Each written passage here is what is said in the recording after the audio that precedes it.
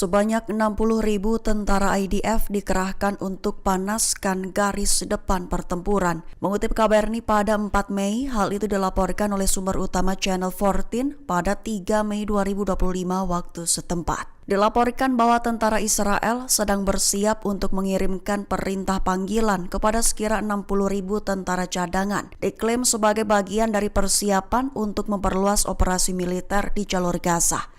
Tujuannya untuk meningkatkan ketegangan di berbagai bidang, terutama setelah upaya pembebasan tahanan Israel yang ditahan Hamas menemui jalan buntu. Sementara itu, unit-unit reguler akan dipindahkan dari tepi barat dan utara ke jalur Gaza, serta tentara cadangan akan mengemban tugas mengamankan garis depan lainnya seperti Lebanon, Suriah, dan tepi barat. Menurut sumber utama, tujuan dari langkah tersebut adalah untuk memusatkan kekuatan tempur di jalur Gaza guna meningkatkan tekanan terhadap Hamas. Ledakan bom perlawanan tewaskan 2 dari unit elit Israel dalam ledakan ranjau di terowongan Rafah. Mengutip KBRI pada 4 Mei, hal itu diumumkan oleh media Israel pada Sabtu 3 Mei 2025 waktu setempat. Lebih tepatnya dilaporkan bahwa 2 tentara Israel tewas dalam ledakan bom tersebut.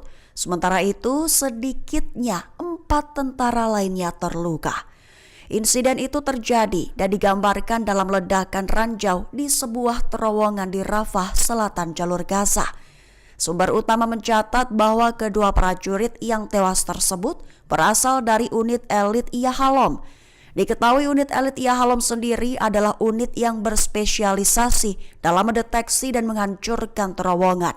Namun mereka justru menjadi sasaran, bahkan menjadi korban dari senjata perlawanan Palestina di medan perang jalur Gaza. Brigada Al-Qassam menerbitkan video proses penyelamatan tawanan Israel dari bawah reruntuhan. Dengan begitu, keluarga Sandra menuntut agar pemerintah Netanyahu disingkirkan dan menyatakan satu-satunya jalan menuju pembebasan adalah Netanyahu digulingkan. Mengutip Amayadin pada 4 Mei, tuntutan itu datang dari para keluarga Sandra dalam sebuah pernyataan pada 3 Mei 2025. Awalnya Al-Qassam merilis video yang menunjukkan proses ekstraksi dan penyelamatan seorang tawanan Israel yang terluka di bawah reruntuhan. Dengan munculnya video tersebut, keluarga tawanan Israel yang ditahan di Gaza terus menuntut agar pemerintahan Netanyahu disingkirkan, juga menekankan bahwa memperpanjang perang di Gaza membahayakan nyawa para tawanan. Menegaskan bahwa satu-satunya jalan menuju pembebasan mereka adalah dengan menggulingkan pemerintahan Benyamin Netanyahu dan membentuk pemerintahan baru.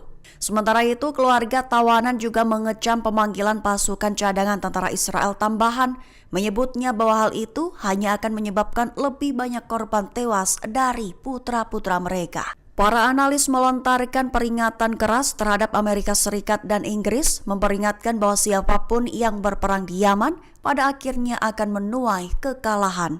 Mengutip Tasnim pada 4 Mei, hal itu diutarakan oleh para kritikus dengan tanpa disebutkan namanya. Lebih tepatnya, Tasnim melaporkan bahwa Inggris telah bergabung dengan Amerika Serikat dalam melancarkan serangan udara terhadap Yaman, di mana memiliki tujuan untuk mengekang serangan negara itu terhadap jalur pelayaran Laut Merah. Meskipun mereka mengancam dengan mendukung kejahatan Israel di Gaza, diklaimnya bahwa Yaman akan mengalahkan penjajahnya. Dalam laporan tertulis pernyataan bahwa banyak negara telah berperang di Yaman selama 60 tahun terakhir dan mereka cenderung tidak menang. Contohnya, intervensi Mesir pada tahun 1960 silam berubah menjadi rawa militer. Kampanye Arab Saudi melawan Ansarallah Yaman menyebabkan bencana kemanusiaan dan menjadikannya sasaran serangan pesawat tak berawak dan rudal yang berkelanjutan. Dengan begitu, komentar itu menunjukkan Inggris dan Amerika Serikat yang beresiko mengulangi kegagalan tersebut. Ketegangan meningkat antara Israel dan Qatar seusai saling melontarkan tuduhan melakukan sabotase.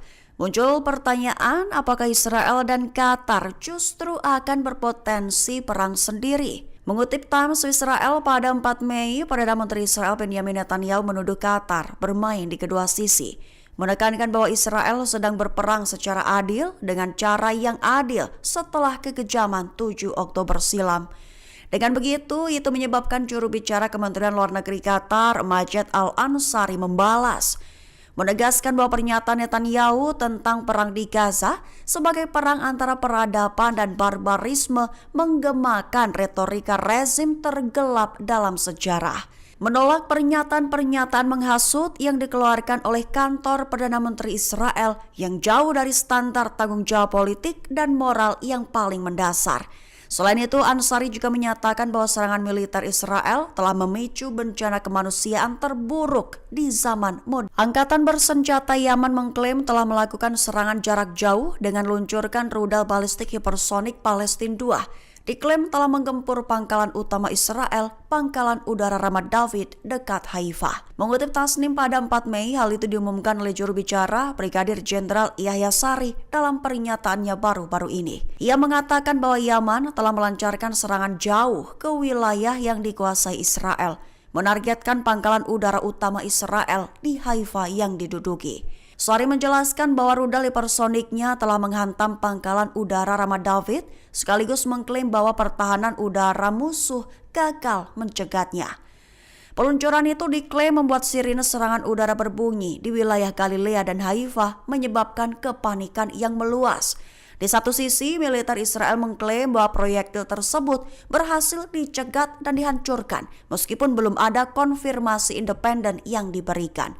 Peringatan sirine juga dilaporkan terjadi di Wadi Ara dan daerah sekitarnya yang memaksa ribuan pemukim Israel melarikan diri ke tempat perlindungan bom pada malam harinya.